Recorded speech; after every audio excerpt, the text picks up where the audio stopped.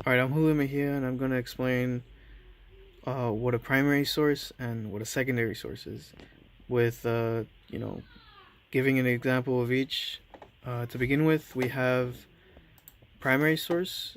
Um, this primary source being Hernan Cortes's letter that was sent to the Spanish kings around 1520, I believe. He describes Tenochtitlan, how how it might be governed and how beautiful and how structurally sound the city is.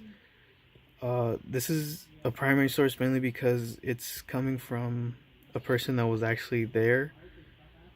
He was physically there and he witnessed how this city was. So that gives it credit as to being a primary source.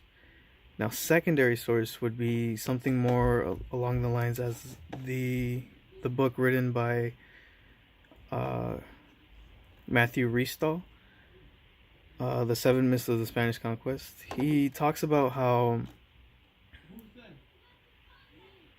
there's like seven misconceptions about the Spanish Conquest that he believes many people get wrong. So he pretty much uses a lot of scholarly publishments to back up the idea that the Spanish Conquest was a lot different than many people think. So that's mainly what he talks about in this book. He's trying to shed light onto these ideas that many people get wrong. And obviously, he wasn't around for the Spanish conquest, so this isn't this wouldn't be his primary source because he wasn't around that at that time, and he's just getting his information from historical texts or from other people. So it becomes a secondary source.